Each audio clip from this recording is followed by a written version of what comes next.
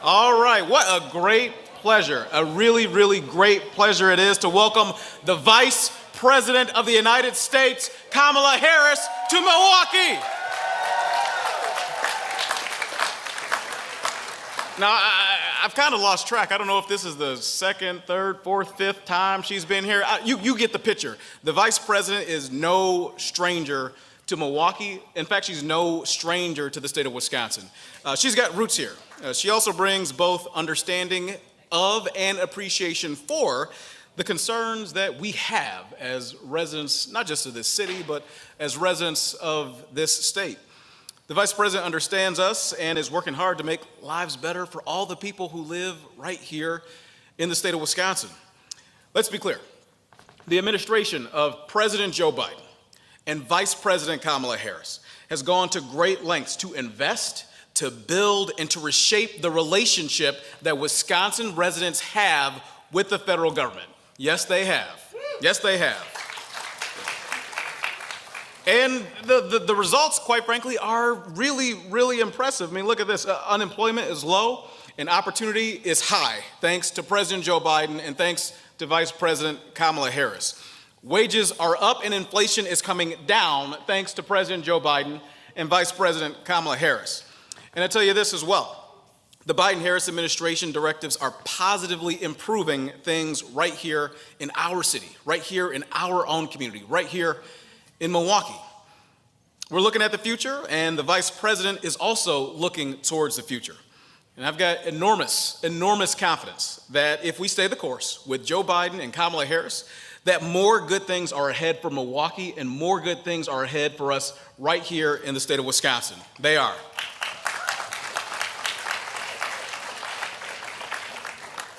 And I often, you know this, speak about partnerships and the power of partnerships and bringing people together.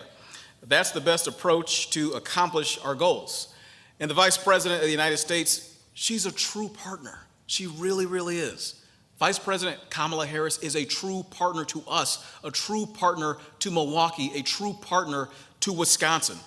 And I look forward to continuing the work that's already underway. Thank you so much. Let's hear it for Vice President Kamala Harris.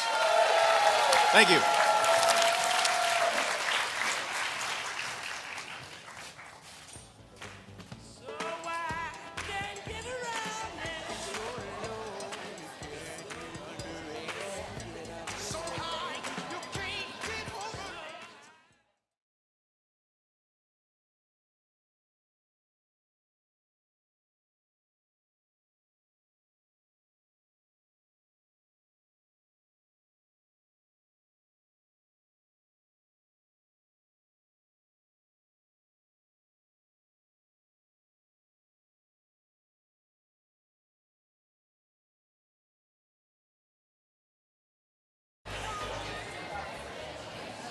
Please welcome County Executive David Crowley.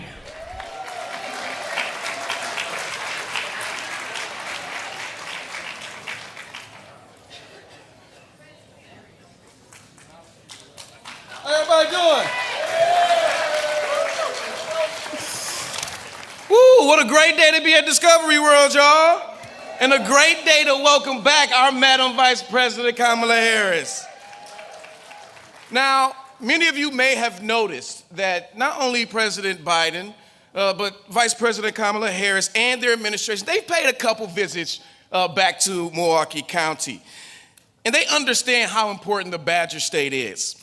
And that's because President Biden and Vice President Harris have an important story to tell all Milwaukee County residents as well as our families. And I think everybody in this room understands that the evidence is extremely clear.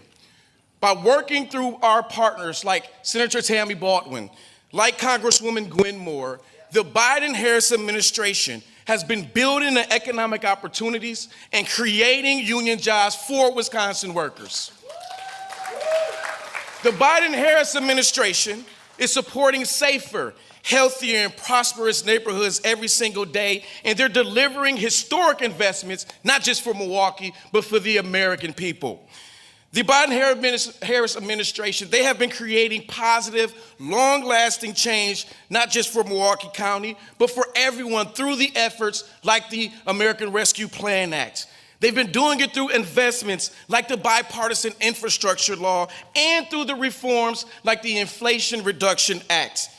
But you don't have to look too far than in your own neighborhoods where you are seeing affordable housing being built by Milwaukee County, where you see us reconnecting communities that were historically divided by urban renewal and interstate development.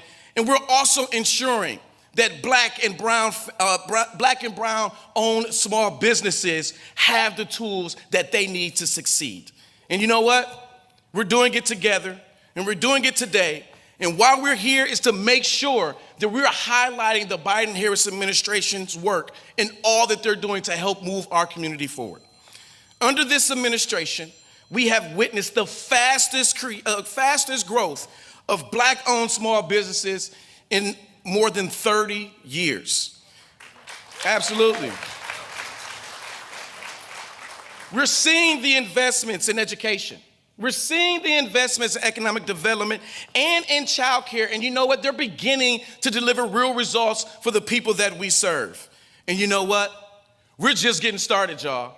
We are just getting started, because what's good for Milwaukee County is good for the entire state of Wisconsin. And you know who understands that? Our Madam Vice President.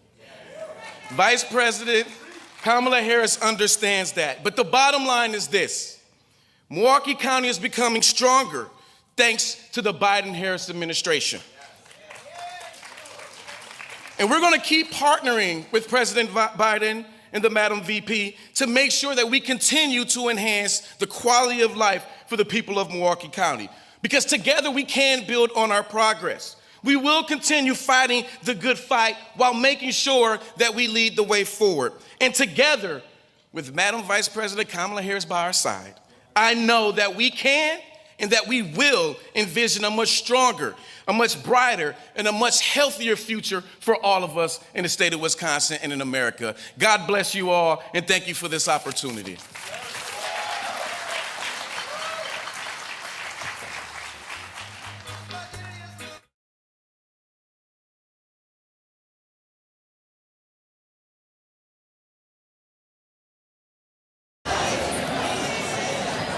Please welcome U.S. Department of Treasury Deputy Secretary Wally Adeyemo.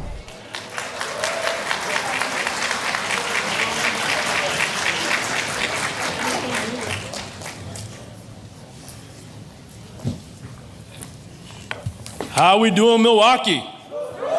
Oh, you can do better than that. How we doing, Milwaukee?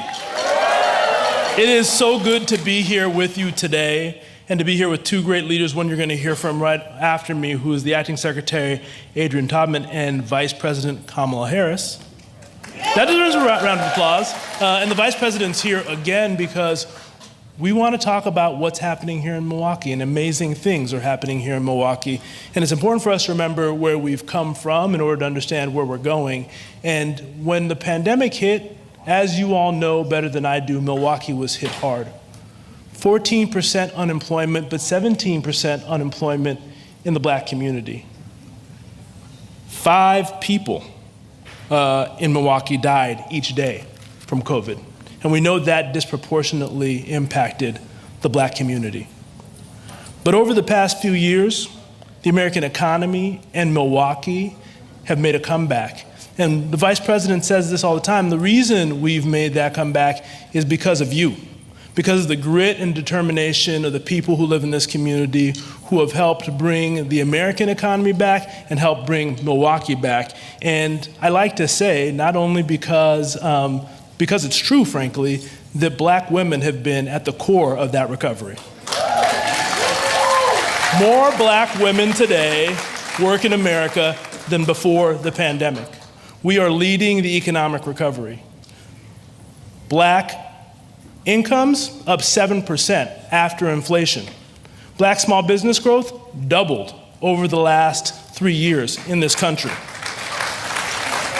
People fail to realize this, but black small businesses employ more than 1 million Americans and have a payroll of over $1 billion. That's black America helping to make the economy better for all Americans. And we know the economy is better for, that deserves a round of applause. And 18,000 people right here in Milwaukee County have started a business this last year. That's 50 people. Yes, that's you. Those of you who took that side hustle and turned it into a small business, those of you who are right now building a small business that employs one person, but next year will employ 9 people, 18,000 people here in Milwaukee have done that just last year, and we expect that to happen more. But when I talk to small business owners all over the country, including here in Milwaukee, the thing that they say is that we need someone to invest in my dream. And one of the things the vice president has been focused on, one of the things she's pushed since she was a senator, is making sure that we put money into community development financial institutions, into black-owned banks that are going to invest in this community. And we've put $200 million into financial institutions that are owned in communities like Milwaukee that are intended to get into the hands of small businesses like the ones that you are starting, the ones that you are dreaming about, the ones that you want to create, in order to make sure that we're able to build up this community. And the vice president fought hard to make sure that that money got passed by Congress when she was a senator, and today she's here to talk about the ways in which our administration is making sure that that money is getting into the hands of the small businesses that are here.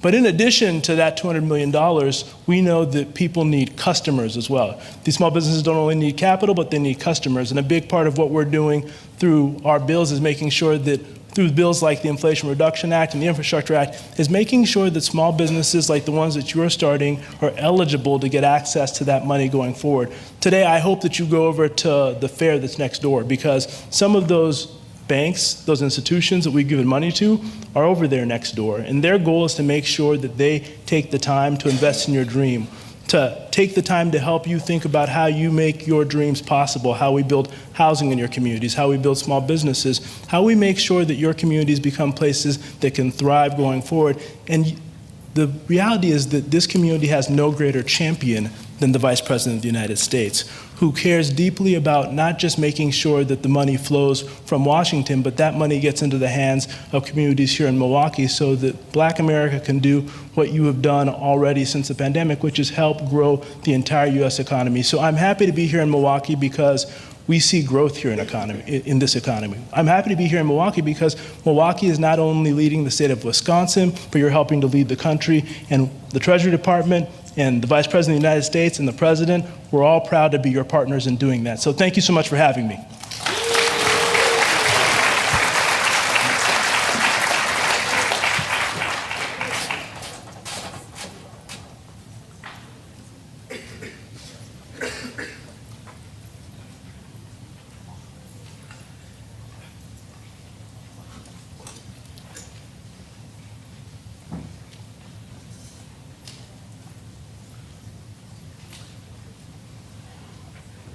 Please welcome U.S. Department of Housing and Urban Development Acting Secretary Adrian Todman.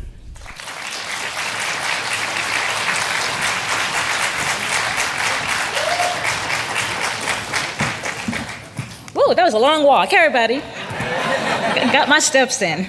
It is great to be here in Milwaukee this afternoon. And it's great to be here with my friend and colleague, Deputy Secretary you just heard from. His department and my department work closely every single day to build more affordable housing for folks here in Milwaukee and across the country. You know, I have been working in the housing business now for a very, very long time. And I've seen administrations come and go. And a lot of them talk a lot about housing. They talk about affordable housing and access to home ownership.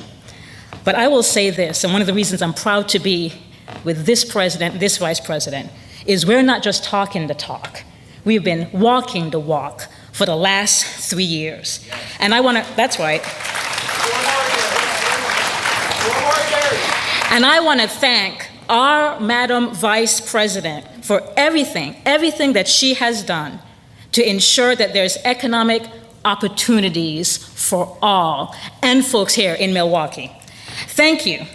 Thank you so much for the work that you have done, Madam Vice President, to help access to home ownership. What does that mean? That means that the first-time home buyer rate under the Biden-Harris administration is the highest it has been in 20 years. Let me say that again. The first-time homebuyer rate under the Biden-Harris administration is the highest that it has been in 20 years. And that didn't come from hopes and dreams, good people. That came from leadership. Look, there's some 2.5 million people have become first-time homebuyers under this administration.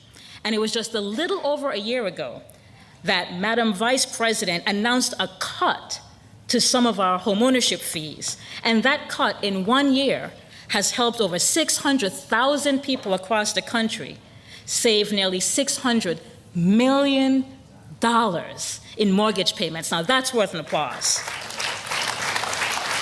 And we know what homeownership means. We know that it changes people's lives for generations to come. But you know what? We need to help folks even more. You know that. We want to make sure that even more folks are able to purchase a home who have an opportunity to do so. And that is why our Vice President is here today. It's why we are here today and why we have housing counselors who are here today as well. Now, housing counselors in many ways are the unsung heroes of the home buying journey. For a lot of people, working with a housing counselor is the very reason that they were able to make their dreams come true. There's so many of us who may not have had parents and grandparents and others to help down that homeownership journey. But we know that our housing counselors get the job done. They help people build their credit. They help folks save their money. They help folks access our programs across the federal government and at HUD to meet their unique needs. And they ultimately help people buy, and let me add, keep their homes. And we want homes that people can feel comfortable in. Well, I'll applaud to keep you home. That's right. We want to make sure that every American family can have a home that they feel comfortable in. And as an administration, as an agency, we support these services, and they're helpful, particularly for what I mentioned, first-generation homeowners that don't know what that first step looks like. Look, I know and you know that owning a home instills a sense of pride, a sense of community. Homeownership makes our neighborhoods stronger and allows generations of children to thrive. But a lot of people feel like homeownership is out of reach. We're just talking to one of the housing counselors who said many people don't even know that their credit scores are high enough that they can access homeownership. We make sure people have the information they need. Look, Black and brown people have faced historical disadvantages when it comes to buying a home. I know I don't have to tell this audience that. And it's one of the reasons why this administration has been so focused in making sure that our services are getting to the people who need it the most. And we're here today because we want even more people to have an opportunity to be housing secure. We want even more people to be able to put roots down and start building generational wealth. Because that is what it looks like to invest in America. That's what it looks like, family by family. There is no better way to invest in our country than to invest in the places we live, especially when those investments mean that our children and our children's children will have an opportunity to live, to grow, and to achieve. I want to thank our fabulous Madam Vice President for her leadership. She is an awesome, brilliant lady. I am proud to call her a boss, and thank you all for having us today in this great city. Thank you.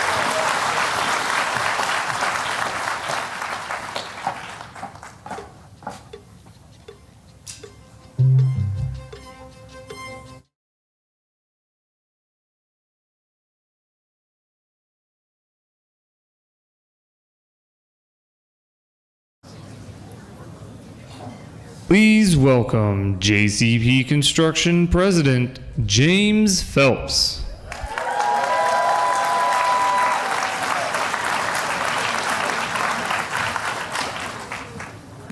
How's everybody doing today? Awesome.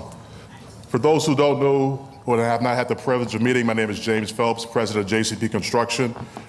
We are a family-owned business that's been around for about 15 years, about 50 employees, both professionals as well as family supporting union jobs. I'd like to take this opportunity to thank my lovely wife Morgan, brothers James, Jalen and Cliff, and sister Carrie, who are all acutely know and aware of the challenges that we are here today to discuss. Today, we are honored to have and talk with a distinguished leader, business trailblazer, and champion of change, the Vice President of the United States, Kamala Harris. Under the leadership of President Biden and Vice President Harris, the administration has made a priority to support and uplift communities that have been historically marginalized, including Black-owned businesses. To share a few examples, we can look at the American Rescue Plan, to the Inflation Reduction Act, and bipartisan infrastructure law, and more. But perhaps most importantly, they understand that true progress cannot be achieved without addressing the systematic inequalities that has held us back for far too long. I like to call this the economics of equality. It's about creating pathways to ensure that every entrepreneur, regardless of their background or zip code, has the resources and support needed to be successful. We're not looking for handouts, we're looking for hand-ups to level the playing field that have been stacked up against us for far too long. Yeah, we can clap to that, shit. Now please welcome comedian, actor, author, radio host, and steak connoisseur, D.L. Hughley.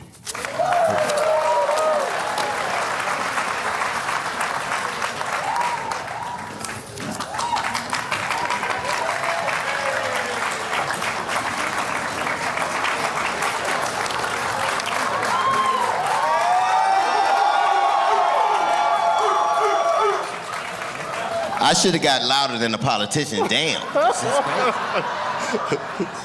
This is crazy.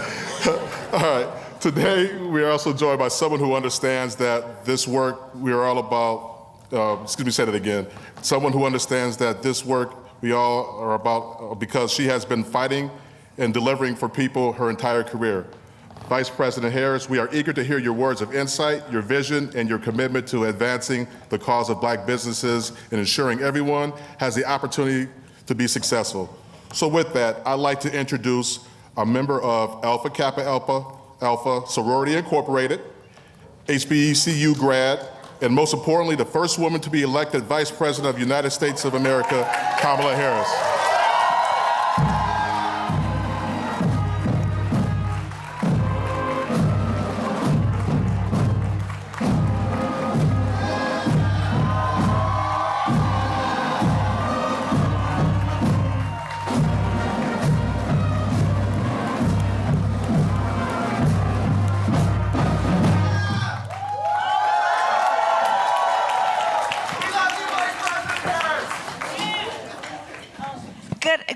Good afternoon, I think it is now. Please, everyone, have a seat. Rufus King, high school band. What? You all are killing it.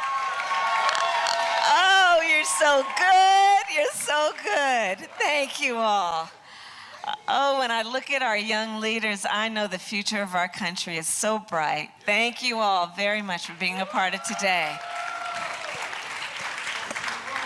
I'm glad to be here with you, Madam Vice President. I love Wisconsin. I'm glad to be here when it's not freezing. So we have a lot of incredible leaders here. First off, we'd like to acknowledge, thank you, James Phelps, who did that introduction where nobody clapped for me. I appreciate that. That's great. We have Deputy Secretary Wadi Adeyemo.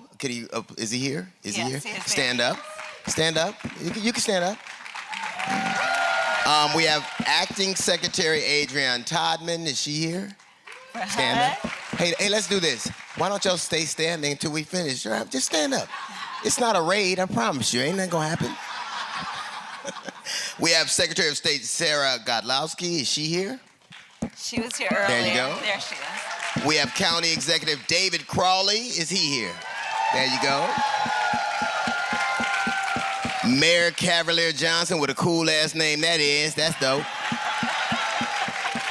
And of course, Senator Tammy Baldwin is here. That's wonderful. It is so nice to be here with elected officials that are not under indictment. I tell you that, I swear to God, I'm so happy. I'm so happy. You know, I've always been a huge fan of yours. You were my senator from California. I've been very proud of what you're doing, and to me, this is an extension of what you did in California. I'm very proud of the work you're doing. But this is the third stop of your National Economic Opportunity Tour. Yes. Why did you decide to launch the tour, and how's it going so far? So first of all, thank you, DL, for being here. And your voice is so important. You always take on the issue of the day. You give us humor and laughter, but you always talk about serious issues in such a thoughtful way. So thank you for being on the stage My pleasure. with me. Can we hear it for DL, please? Are the cues in the house? Don't get nervous, white people. It's never, I promise you. It's not. Ain't nobody. It ain't nobody attacking the village about this, promise. But this is very important, and I know from our very lengthy conversation. Yes. Not only how important it is the work you've done, but to let people know about it. That's right. What's available. That's right. So as you and I have talked about, first of all, we all know that we are a nation that was empowered and continues to be empowered by the aspirations and the ambitions of her people. And we also know that we don't lack for talent, we don't lack for skills, we don't lack for good ideas and innovative thought, but there are those who, with all of that, lack for access to either information or relationships that allow them to then translate all of those skills into something that will actually be real and, by extension, benefit the whole and entire community and society. So I decided to embark on this economic opportunity tour to travel the country and share with folks what resources are available. And resources that are not just about helping folks get by, but get ahead. We know that we all want an opportunity, if that is our life's calling or ambition, to be able not just to have a job, but to create wealth. Intergenerational wealth, to contribute to the economy of the neighborhood, of the place where you live, and by extension, our country and the world. And so this tour is designed to get that information, because we are doing extraordinary work. I mean, I look at Mr. Phelps, who introduced you and I, his construction company. I was talking to him earlier. He has about 100 employees, and or 50 employees, but, or actually, where is he? There you are. How many employees as of now? 50 employees. And I was sharing with Mr. Phelps that we, the president and I, because of the Inflation Reduction Act, the Infrastructure Act, we are dropping trillions of dollars on the streets of America right now to build back up our roads and our bridges, our sidewalks, to invest in a clean energy economy, to deal with the climate crisis in a way that is about building up adaptation and resilience. Well, a business like Mr. Phelps's business is going to make what we plan to do out of Washington, D.C. real on the streets of America. And here's the thing about why I'm focused on small businesses. One of the reasons is that, do you know that over 90% of construction companies in America have 20 or fewer employees? They're small businesses doing extraordinary work. When you see the signs around Milwaukee and around our country brought to you by the Biden-Harris administration, and you see a crane and you see shovels in the ground, it's going to be with and in partnership with our brothers and sisters of labor, IBEW, who's doing the great apprenticeship work, and it's going to be businesses like Mr. Phelps who are doing that work. So we want them to know what is available to them. You said something earlier, because I think communally we understand we were raised to work really hard and things would happen. Like a lot of us were told we had to work twice as hard to get half as far. But it isn't just about hard work. It is what you alluded to earlier, access, information. That's right. And so that makes me proud. All you can say about somebody is that when you're climbing, you can recognize them when they get to the top. And I can say that's true of you. And that's something that makes me very proud. You are doing those things to expand access. And we talked about that. But the homeowner aspect, that is a chip in the game. That's a big chip in the game. That's right. That is access to capital. That is sending kids to college. That is taking a vacation. That's right. But for us, the path is a little curvier than for a lot of people. That's right. And what are you doing to mitigate some of those things? So part of how I'm thinking of this economic opportunity tour in general is to acknowledge, speak truth, and acknowledge both the opportunities that exist, but also the disparities and the obstacles that exist. Right. So let's talk about black home ownership. Without spending too much time on a history lesson, first of all, nobody got 40 acres and a mule. Right. Then you look at, for example, and I'll jump around, what happened with a federal policy initiative that said about the greatest generation, those who fought in the wars that established America's leadership on a global scale. Let's invest in that greatest generation when they come back. And there were substantial federal dollars through grants that then went to those mostly servicemen who are then veterans coming back. So when there was this incredible boost around home ownership, let's invest in their ability to buy homes. Incredible boost. However, the black servicemen did not get full advantage of those loans. So the discrimination occurred there. So where there was a boost, some got ahead and some just didn't get the benefit of it. You look at it in terms of what we know around segregation. You look at it in terms of redlining. And then most recently, an obstacle that we have been addressing and speaking truth about is racial bias in home appraisals, Right. which is very real. So in an environment where black families are 40% less likely to own homes, we also have, among those who do own a home, so many examples, and DL, you can tell the story of how racial bias has undervalued a black homeowner's home in such a way that if they rely on that biased appraisal, they will receive less value for their property. If they're trying to sell it or they're trying to get a second mortgage, It's so will ironic receive you bring that up. less. It's so ironic. So tell 'cause this, you want to tell your story? I bought a house in West Hills. I had only lived around black people my whole life. Yeah. I bought a house in West Hills, California, which is the basis of the television show I did called The Hughleys. I go to sell that house because my wife said we had to move. We'd owned that house for a couple of years. We'd done all these improvements. My real estate broker said, well, you gotta take your pictures down and take down, the jet mag, take down anything that lets them know who lives here. And of course, I was like, nah, I'm not gonna do that. They came and the appraisal came in so low, the bank contacted us. And it would have had to been a home in disrepair. The home that's on TV, like I'm on TV with this home. Right. They sent another appraiser out and they gave me $200,000 more. And it was interesting to me. I'm like, the fact that I actually wrote this in my book and we talk about it on my show all the time, this happens to black people consistently. Yes. Where we have to, now I just keep actual pictures of white people in my house, just in case. You ain't gonna get me twice. I keep them in my wallet too, just in case the police. I'm just telling you, this is just me. But these kinds of things, these microaggressions, are things that I've been around a lot of administrations. I don't know that anybody has done it as succinctly as you all have. And because we need to just call it what it is, right? And then deal with it. And so how we're dealing with it is, one, to tell the truth about it, because there are countless stories of a black family doing just that, actually, of then talking with a friend who is white and asking them to put in their family pictures and to bring the appraiser in, and a substantial difference around how the home is appraised. So we just need to deal with it, knowing that, for example, one of the problems here is that a very small minority of home appraisers are people of color.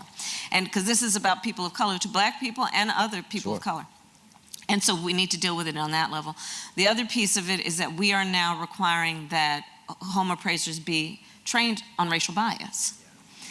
And we have set up basically a report line to let people know there is somewhere to go with this information. Because too often, people who are the focus of unfairness know it's unfair, right? You don't need to be taught that it's unfair. But sometimes just feel like there's nowhere to go with this, I'm just going to have to Right. accept it. Right. And this is unacceptable, and so we have set up a system to make it so that there is somewhere to go with this information. We were speaking about expansion of wealth and those opportunities and home ownership, but a big impediment to that also is debt. Huge issue. And I think it's something I hear on my radio show all the time. Yeah. Crushing debt. Student loans are a big part of that. That's right. Thank God I have a GED, so that didn't cost a lot. So while y'all were studying, I was keeping all my money. But it is such a crushing thing to start out with Yes. with a debt that it's going to be hard to pay. Even the interest on that debt is going to That's be almost right. impossible.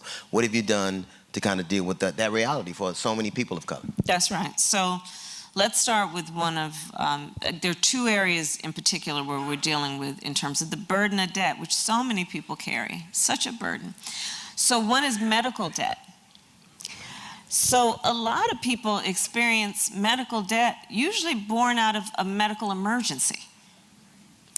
And so it's something you obviously then don't plan for.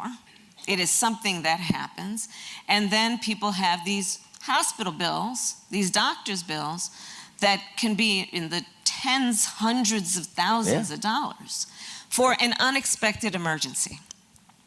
So we have decided that, well, look, it's not like that medical emergency happened because you're financially irresponsible.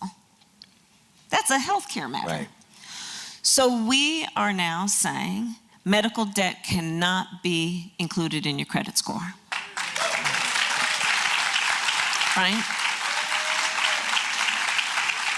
Because after all, your credit, well, first of all, everybody these days knows their credit score like you know how much you weigh, right?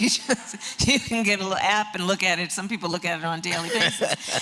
And Check mine, Lou. Check my credit score right now. And we know what that number means in terms of your ability to qualify for a small business loan, a home loan, a credit card, a car loan. So we are saying that cannot be included. The other thing that we have said about medical debt is that it cannot work against you when you are applying for credit. And again, it's just what's morally right from our perspective, which is people shouldn't be debilitated around having access to economic opportunity because they experienced a medical emergency or something of that nature. Which is why I'm here. Because I remember growing up, my mother would go to the hospital a lot. Yeah. And the debt was so bad, she put everything in our name. Like I had an electric bill when I was 3. Right. But I'm not even trying to, these are the things that they had to do to kind of navigate this space. I know. And to hear someone actually address the concerns that you know are real and that through no fault of your own exist. And I just think when you talk about the medical space, you said something that made me, in addition to all the things I've thought that you've done, when you talk about the disparity of treatment of women of color. Yes. My daughter she had my second grandchild. She was, we were ecstatic, and then she got diagnosed with breast cancer. And had she not, and women in certain regions of this country, their health outcomes are just disparate depending on what area of the country they live in, what kind of access they have to. That's right. And the fact that because she's married to a doctor and we were, fortunate to be able to get her what she needed, it is working out for us. But I know so many people in her journey that I heard about that didn't. And the fact that you addressed that and have done, you and your administration have taken steps to make sure that not only is heard but addressed. That's something I've heard you talk about a lot too. Well, and you're right. I mean, we could have a long conversation this afternoon about health disparities and the intersection between that and racial disparities. I mean, maternal mortality is something I've been working on for years. Black women are 3 times more likely to be diagnosed, to actually die in connection with pregnancy. Native women, twice as likely. Rural women, 1.5 times more likely. And when you look into the reasons, yes, it is about availability of affordable care. It is also about racial bias. Sure. And so that is something I've been working on for years. In fact, most recently, I'll tell you, I know it's not on the Economic Opportunity Tour, but I'm going to connect it. When I became vice president, as a continuation of this work, I took a look at which states had extended coverage for women on Medicaid for postpartum care from 2 months to 12 months. So I took a look at this. So women on Medicaid, only 3 states had extended it to 12 months. So I'm not above shaming folks. Right. So I issued a challenge to the states, extend coverage for women on Medicaid to 12 months, and as of today, 46 states have done it. Right?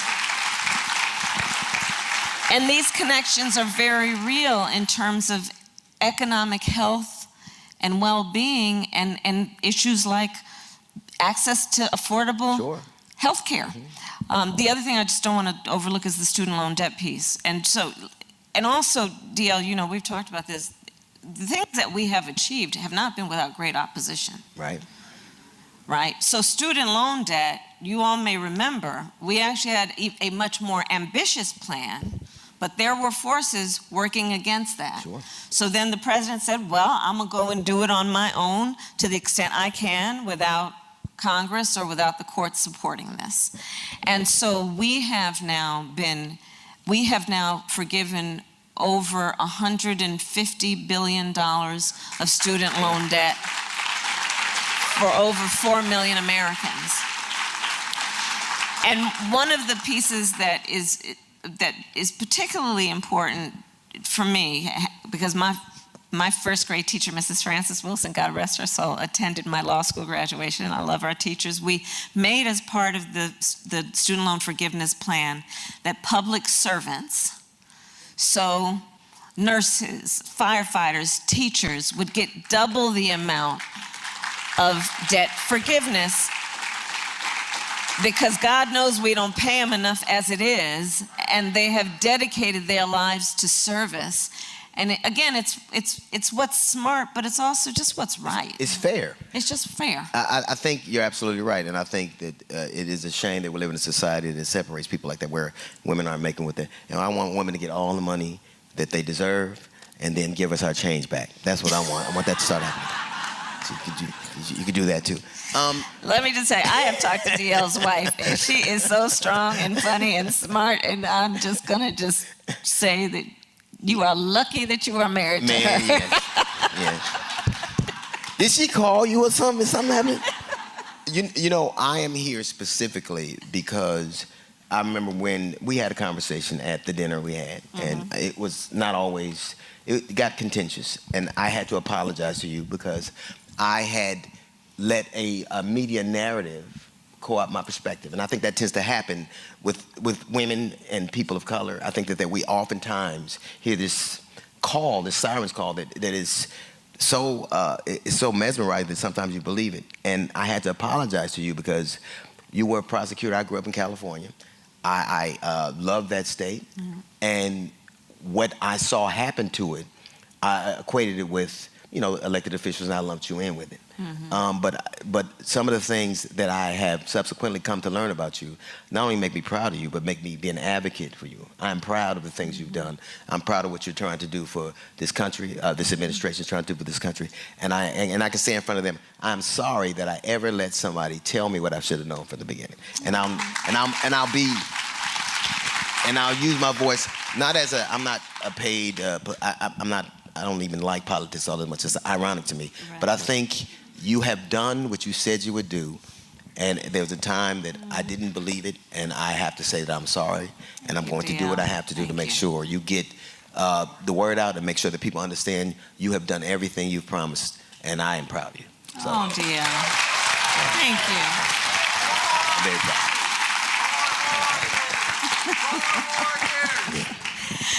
Wait till everybody else jumps in, all right? Come on, man.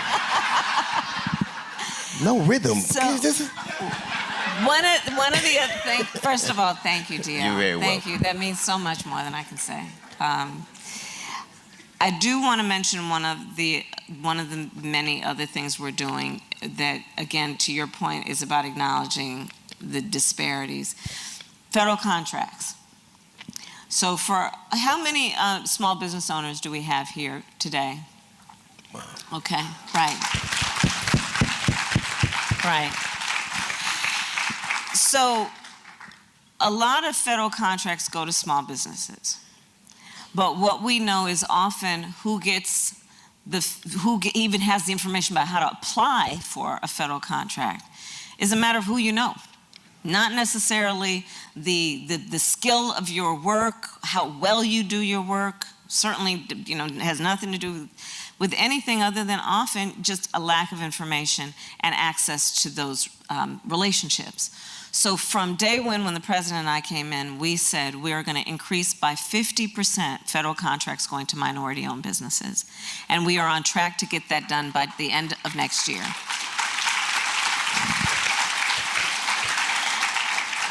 And I mention that to say that the work that we have been doing is about creating incentives for folks to apply, but also holding the federal government to account for measuring how we are doing this work and being intentional about it. And I think that's so very important. And that's where, look, who's in the position of power matters. Because one, if you don't even have any level of awareness or interest in these disparities, you're not going to get anything done on them. And then when you become aware, if you actually intend to get something done, you have to hold yourself and the system to account. And I will say that is part of the method of our approach to a lot of this work. Our work includes, for example, like let's have metrics. Let's say, for example, we know the history of black homeownership. We know the history of bias and laws that prevented equal access to that opportunity. We have now proposed that if you are the child of parents who, or you were raised in a family where the folks who raised you were not homeowners, when you want to go buy a home, you will be entitled to a $25,000 grant toward down payment for a home.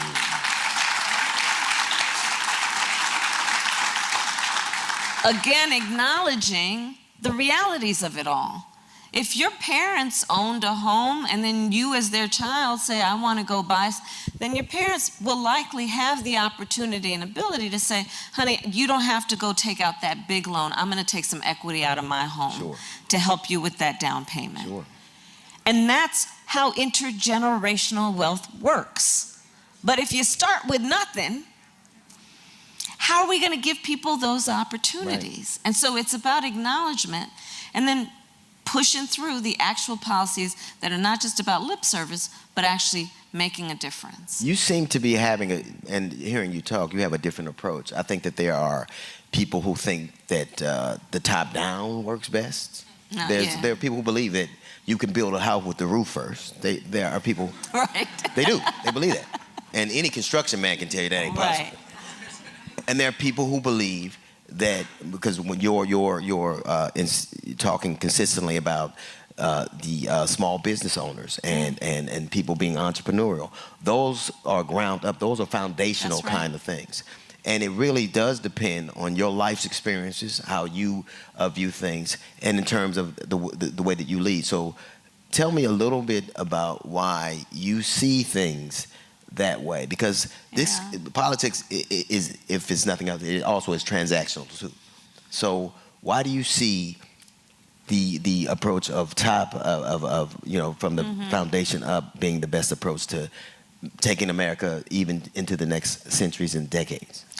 So in particular, my focus on small businesses, which extends back to my years in the Senate when I was a part of getting $12 billion more into our community banks, and I know we have many community lenders who are here, is because those lenders are in the community. They know the resources, they know the capacity, they know the desires of the community, and can also then assist and support getting people information around things like financial literacy. In fact, one of the announcements we're making today is putting hundreds of millions more dollars into advisors and consultants here in Milwaukee, for example, over a dozen that will, for free, give people financial literacy information, how to apply for loans.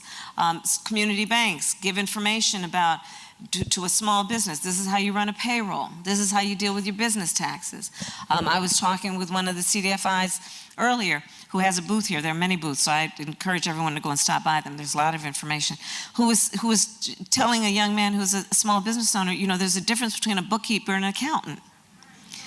And you need to know the difference. Because you got to, you know, keep all that straight, but then also so you can actually create a business model out of what you are doing now that would allow you access to growth. Yeah. But a lot of my focus on small businesses then, it is because small businesses employ over half of America's working population. But also, when I grew up, I had my mother who raised us and a second mother, Miss Shelton, who we lived in the apartment above the nursery school that she owned and ran. And she was the second mother.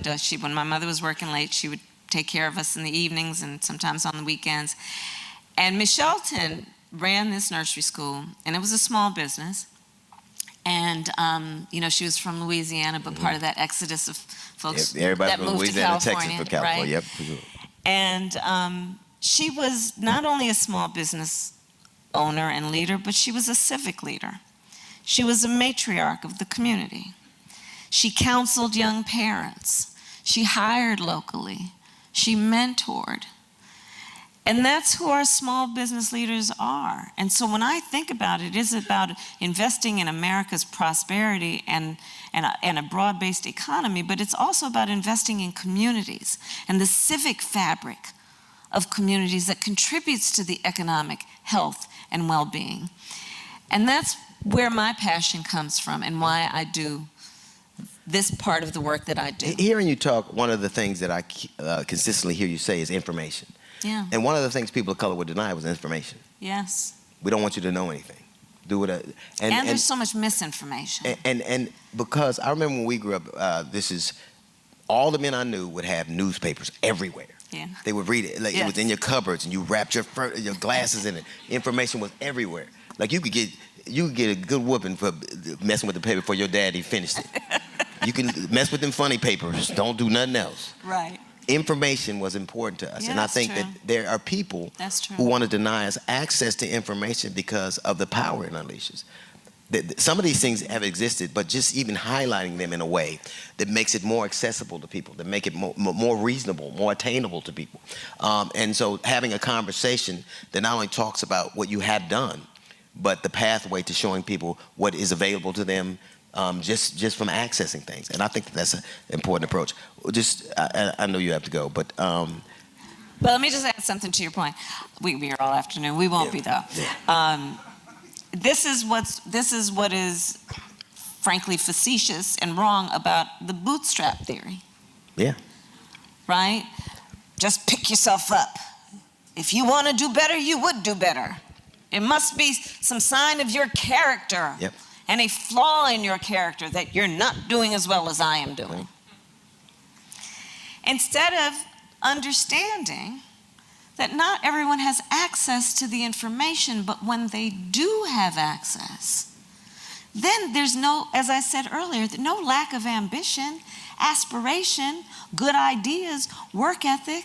There's no lack of any of that. Yeah. And that's why I'm doing this tour. And that's why I'm doing this tour, because we are now dropping trillions of dollars on the streets of America. Joe Biden and me and our administration, many of the leaders who you just met.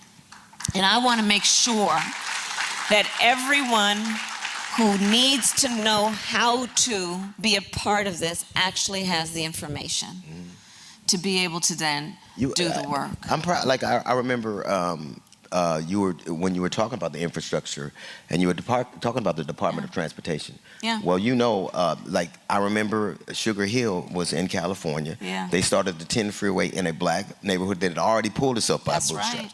See, a lot of times they'll have a conversation with us after you've taken our boots, then you say we never had any. But the Department of Transportation built deliberately through neighborhoods of color.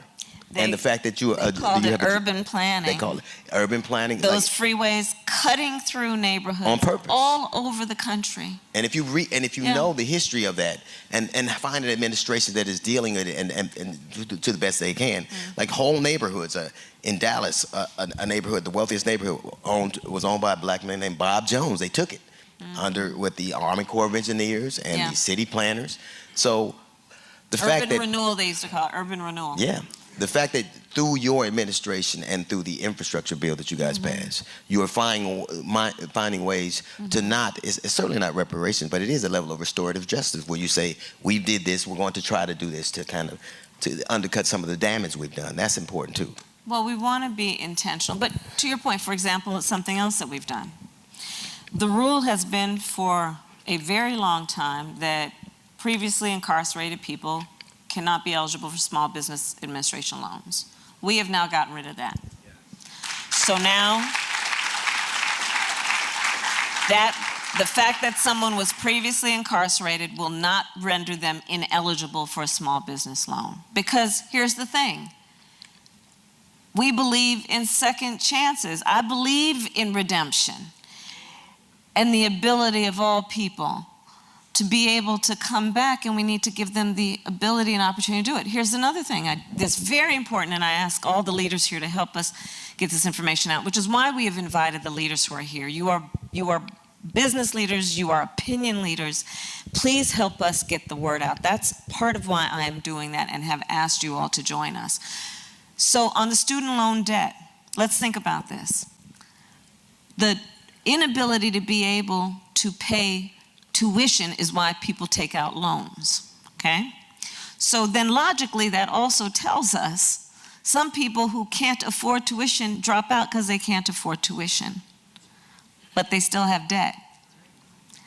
Our policy on student loan debt forgiveness includes people who never graduated being eligible for that forgiveness.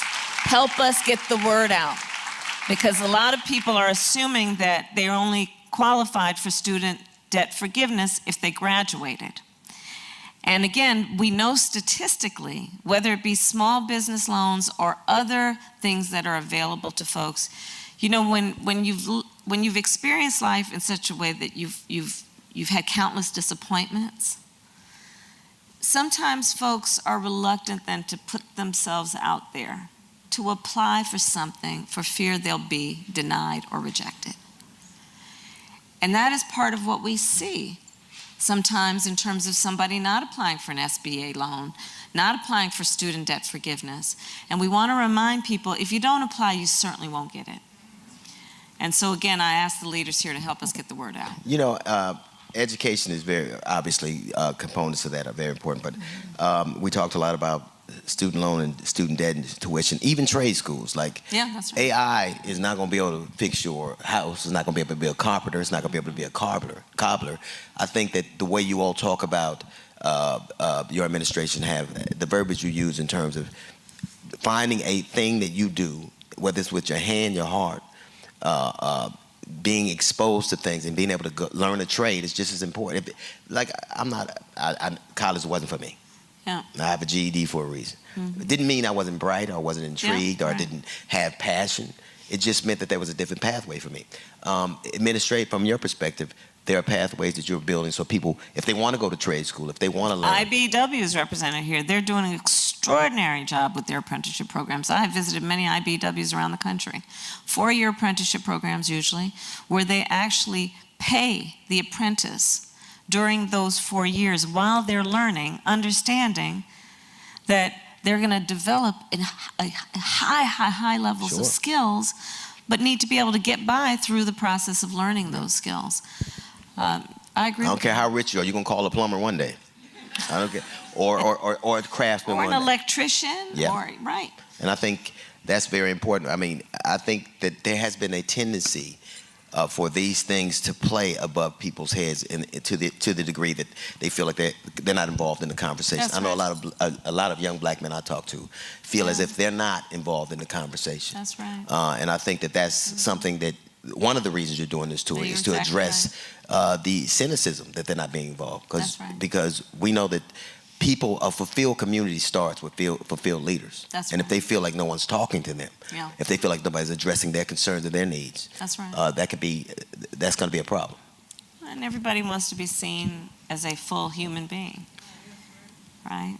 And that's part of, in summary, a lot of what this tour is highlighting is the various things that we are doing to acknowledge the various dimensions of who we are, but in the context of economic opportunity, be it debt, be it home ownership, be it access to loans, be it access to counseling and the services that help people know how to start a business and keep a business. There's a method to the madness, if you will, which is truly about seeing a whole human being and understanding that when we give people opportunities, this is the beauty of human nature. When you set a high bar and give people the opportunity to jump for it, I've seen it throughout my career in life. People go for it every time. Mm-hmm. Every time. That's the beauty of human nature. Yep. You give people the ability to know that they have the resources to actually grab that thing. The beauty of human nature, people go for it. Invariably. Well, Yeah. it's one of the. Somebody once said that you give information with a spoon and not a hammer.